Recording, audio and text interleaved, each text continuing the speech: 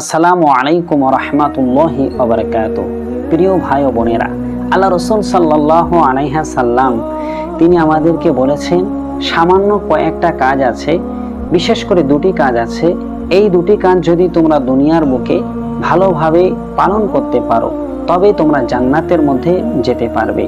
সেই দুটি কাজ কি, যা খুব সহজেই আমরা জান্নাত পেতে পারি এই দুটি কাজ করে, সেই দুটি কাজ সম্পর্কে কিন্তু আপনাদেরকে আমি জানিয়ে দেবো ইনশাআল্লাহ। তো চলেন ভিডিওটি আমরা শুরু করি।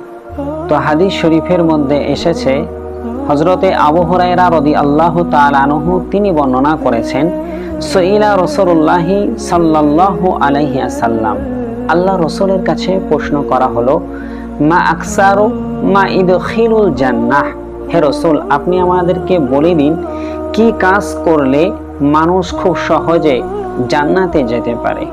আমার নবী এই কথার উত্তরে বললেন, ক্বালাত তাকওয়া ওয়া হুসনুল খলকি, এক হলো আল্লাহ তাআলাকে ভয় করা, তাকওয়া অবলম্বন করা, আর হুসনুল খলকি সৎ চরিত্রবান ব্যক্তি হওয়া।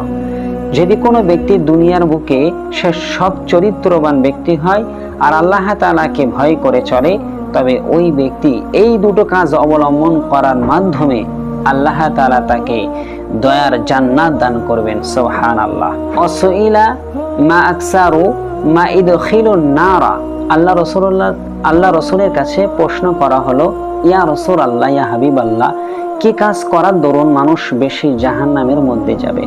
আমার নবী এর জবাবে বললেন, ক্বালাল আজওয়াফানি আল ফামু ওয়াল ফারজু, মানুষ দুটি কারণে বেশি জাহান্নামের মধ্যে যাবে। এক হলো তার মুখের কারণে, আর দুই হলো তার লজ্জা স্থানের কারণে।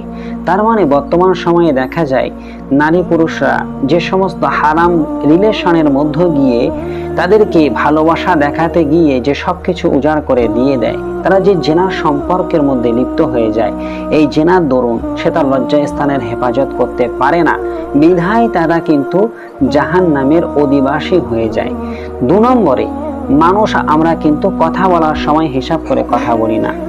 অনেক মানুষকে আমরা কথা বলার সময় অনেক গাল মন্দ কথা বলে থাকি, আমরা আমাদের মুখের দ্বারা তাদেরকে কষ্ট দিয়ে থাকি।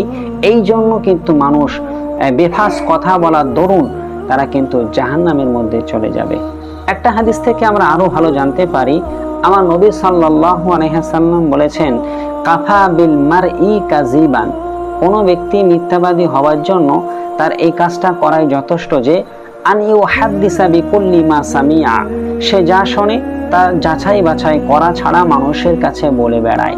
এটাও কিন্তু বেফাস কথারই একটা অনুরূপ। কেননা ঘটনা ঘটে একটা আর আমরা মানুষের কাছে রটিয়ে থাকি আর একটা। মানুষ কাজ করলো একটা, কিন্তু অপর মানুষের কাছ থেকে আমরা শুনেছি ভুল কথা, সেই কথাটার সত্যতা আমরা যাচাই করা ছাড়াই মানুষের কাছে বলে বলে বেড়াতে থাকি। এর দ্বারাই একজন মানুষকে আমরা নিন্দা করছি, গীবত করছি। আর এর শাস্তির কথা কিন্তু আল্লাহ পাক রব্বুল আলামিন কোরআন মাজিদে সূরা হুমাজার মধ্যে বলেছেন, ওয়াইলুল লিকুল্লি হুমাজাতিল লুমাজা, দুর্ভোগ ওই সকল ব্যক্তিদের যারা মানুষের সম্মুখে নিন্দা করে আর পশ্চাতে নিন্দা করে। তাহলে যারা মানুষের সামনে পিছনে নিন্দা করে তাদের জন্য দুর্ভোগ রয়েছে, একথা স্বয়ং আল্লাহ তাআলা বলছেন। তাই আমার নবী বলছেন, মানুষ তার মুখের কারণে বেশিরভাগ জাহান্নামের মধ্যে যাবে, আর 2 নম্বরে হলো তার লজ্জা স্থানের কারণে সে জাহান্নামের মধ্যে যাবে। এই জন্য আমি সকলকে বলবো, প্রিয় ভাইয়েরা, এই দুনিয়া থেকে আমরা এমন ভাবে যাব, হাসরের মহাময়দানে আল্লাহ তাআলা আমাদেরকে আলাদা করে আর হিসেব করার দরকার হবে না, হিসেব নেওয়ারও দরকার হবে না তিনি যদি মনে করেন। কেন জানেন? কারণ আল্লাহ তাআলার কাছে আমাদের অন্তরের মধ্যে আল্লাহ এমন একটা জিনিস সেট করে দিয়েছেন, ওই জিনিসটি যদি ভালো থাকে তাহলে আল্লাহ জানবে এই বান্দা হলো নেককার বান্দা, তাকে আল্লাহ জান্নাত দেবে। আর ওই জিনিসটি যার খারাপ থাকবে সেই ব্যক্তি কিন্তু সে খারাপ বা পাপী বান্দাদের অন্তর্ভুক্ত, তাকে আল্লাহ তাআলা তার জাহান্নামের মধ্যে নিক্ষেপ করবে। এটাও কিন্তু সহিহ বুখারী শরীফের হাদিসের মধ্যে এসেছে। আমার নবী সাল্লাল্লাহু আলাইহি ওয়াসাল্লাম বলেছেন, আলা ওয়া ইন্না ফিল জাসাদি মুদগাতান, প্রত্যেকটি মানুষের শরীরের মধ্যে আল্লাহ তাআলা একটি করে গোস্তর পিণ্ড দান করেছেন। ইজা সলুহাত সলুহাল জাসাদ, যদি এই গোস্তের পিণ্ডটা ভালো হয়ে যায় তবে মানুষের গোটা শরীরটাই ভালো হয়ে যায়। আবার আল্লাহ রাসূল সাল্লাল্লাহু আলাইহি সাল্লাম তিনি বলেছেন, কুল্লুহু ইজা ফাসাদাত ফাসাদাল জাসাদ, যদি ওই গোস্তের পিণ্ডটা কারোর খারাপ থাকে, খারাপ হয়ে যায়, তবে তার গোটা শরীরটাই খারাপ হয়ে যায়। কল্লুহু আলা ওহিয়া কলবু, আর সেই গোস্তর টুকরোটার নাম হলো কলব, যা মানুষের বুকের মধ্যে বাম পাশের এই 2 আঙুল নিচে, বুকের বাম পাশে পাঁজরের 2 আঙুল নিচে এই গোস্তের পিণ্ডটা এরকম জায়গায় কিন্তু থাকে। আল্লাহ রসুল তিনি বলেছেন এই গোস্তর পিণ্ডটা যখন কোনো মানুষ একটা খারাপ কাজ করবে তাতে একটা করে কালো দাগ পড়ে যাবে। সে যখন খারাপ কাজ এরকম দীর্ঘদিন করতে থাকবে আর তাতে একটা করে কালো দাগ পড়তে পড়তে সমস্ত গোস্তর টুকরোটাই একদিন কয়লার মতো কালো হয়ে যাবে। আর এইরকম যাদের কলবটা যাদের এরকম থাকবে, আল্লাহ তাআলা তাদেরকে কিন্তু জাহান্নামের মধ্যে নিক্ষেপ করবেন। আর যখন আমরা কোনো ভালো কাজ করব, আল্লাহ তাআলার স্মরণ করব, তার জিকির করব, তখন প্রত্যেকটি ভালো কাজের মাধ্যমে আমাদের এই গোস্তের টুকরোটার মধ্যে একটা করে সাদা দাগ পড়ে যাবে।